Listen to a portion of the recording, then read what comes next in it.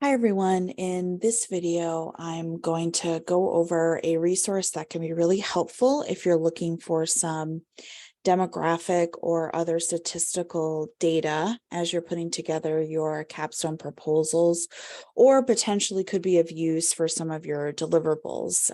For example, if you end up doing some grant writing work or other proposal work, or just need to find some, statistics to support whatever it is you end up doing. So I'm sharing a screen here of the Census website.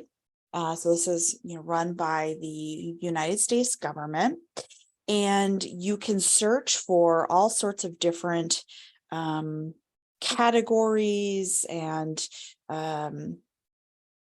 different types of information that you're looking for. So this is the kind of homepage, data.census.gov.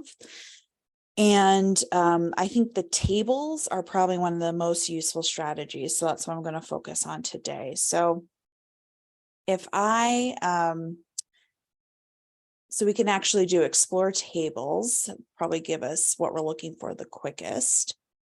And you can see here, there's over 5,000 different tables that you can select. Okay. And so they have the different title. So you're welcome to look through the titles of some of these and see what might be most relevant to your work. I think for the capstone proposal, this often can be very helpful for your introduction, your literature review summary, as well as potentially your needs assessment. Right. So it's helping you understand the communities or the populations that you'll be serving. And so that can be really helpful to have some of this data, or your accessibility, diversity, equity, and inclusion section, right? Really helping you understand what might be some of those needs that you may need to pay attention to within your work. But that's not the only sections. You may end up, finding useful ways to use this in other sections too. Okay, so in terms of the tables, just as an example, right? Let's say I'm interested in disability statistics.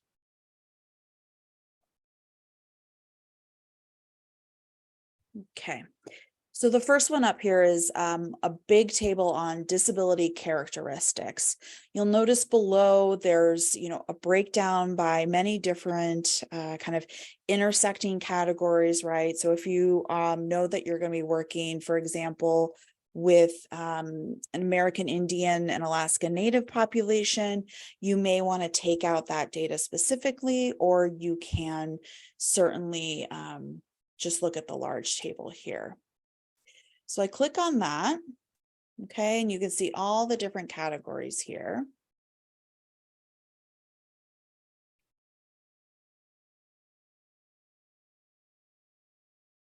And so then what I'm going to do here is click on filters, okay? So it already has a disability filter, right? Because that was my search term. And then what I think is very helpful for a lot of folks is geography. So you could do this on a couple of different levels, right?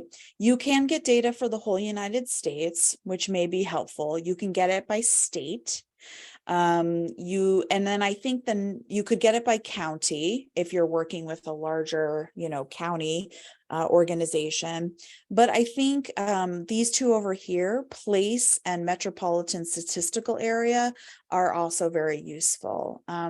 In speaking with other folks who use these data sets pretty frequently, I think the zip code actually is not as useful as the place or metropolitan statistical area.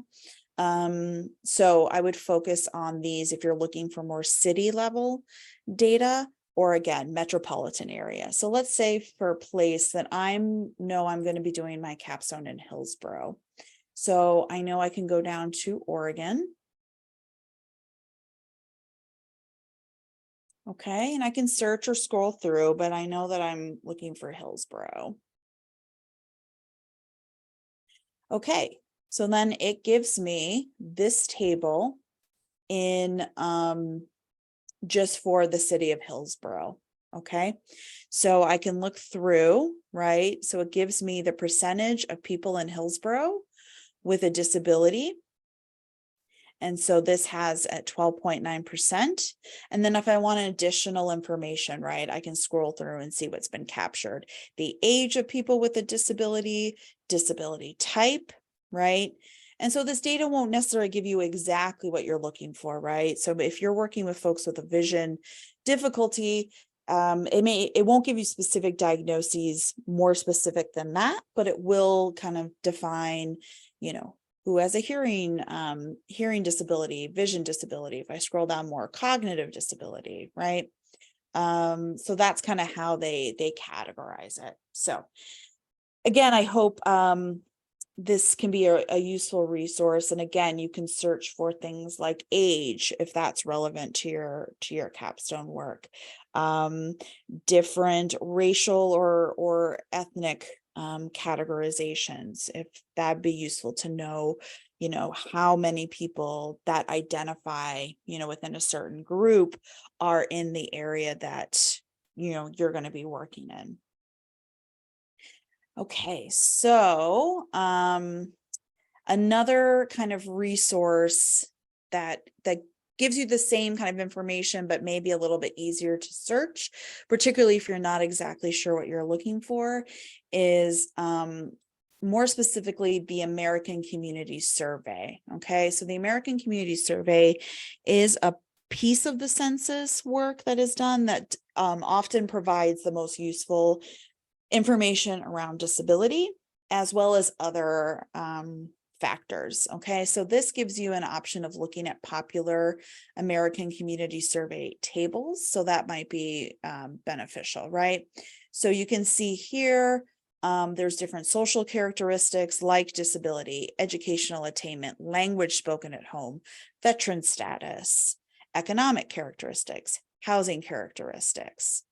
Okay, so again, if we look at social characteristics, we can click on that and it'll give us all sorts of stuff. And then we can go to the geography section, right? And let's do metropolitan area this time. Okay, and so I can search. So I know I want the Portland. So here's the whole metro area, which includes Portland, Vancouver, through Hillsborough. So this tells me, how many people live in married coupled households. It goes through household type, relationships, marital status. So a whole lot of information, right? So you can pull out what's most relevant to your work. Certainly don't feel like you need to report on, the entire statistical analysis of the geographical area that you're working with, or, the whole United States data, if you're doing something that's a little bit more nationally focused. Really think about like what is relevant information for the population, the community, the clients that you're going to be working with, your focus of your capstone, right? That sort of thing.